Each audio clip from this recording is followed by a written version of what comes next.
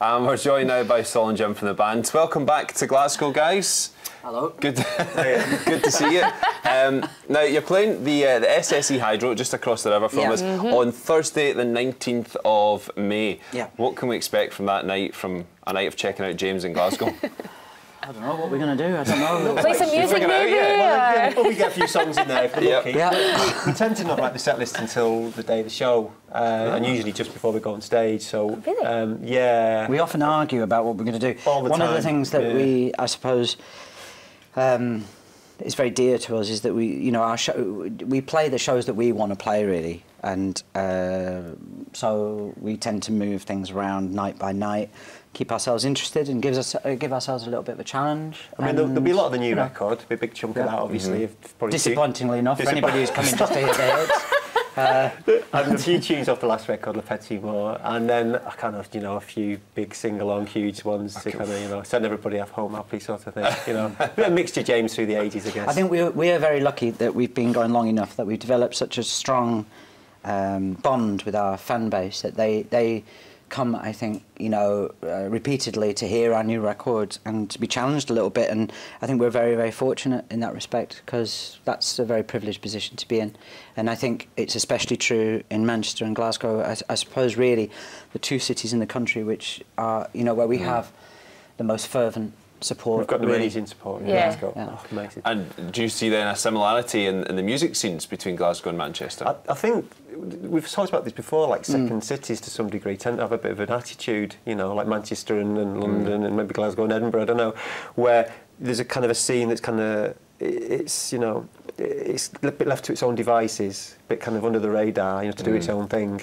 And I think in that respect, Manchester and Glasgow have produced some amazing bands, incredible. I mean, in the early days of James's existence, I mean, we had the privilege of being taken on tour by many bands that have helped us out over the years, but Orange Juice was one of the first ones, and all that postcard scene was just so influential on the band. I mean, obviously Orange Juice, Joseph K, Aztec Camera, Fire Engines, just wonderful, wonderful stuff.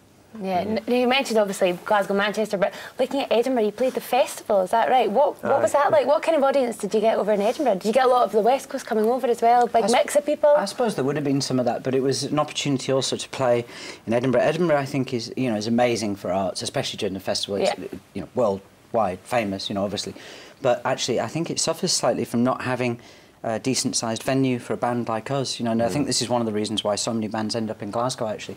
There are venues there, but they're not quite right, really, to some extent, in terms of the numbers or whatever. So it was a real opportunity to play to bigger numbers of people in Edinburgh and down by the gardens. I mean, underneath the castle.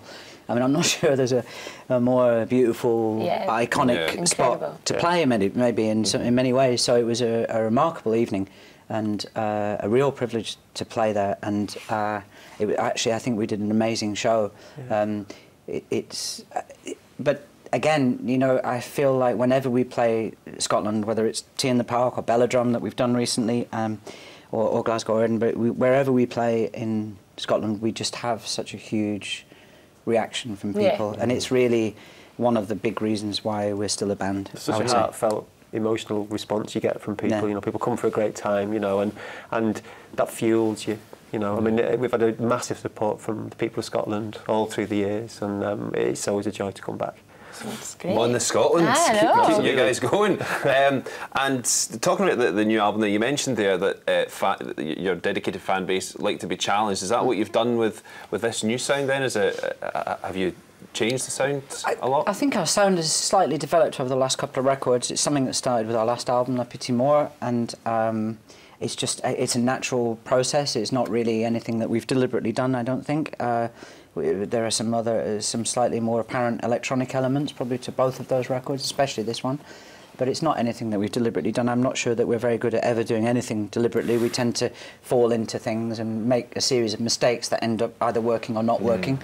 We're a band that enjoy mistakes, whether it's, and it's one of the reasons why we've entered our 35th year as a band. We allow ourselves mistakes, I mean, and that comes from just being together a chunk of times. Well, it's worked very well for you guys, and we look forward to seeing you in May. Thank you so much for joining us. Thank you. Thank you.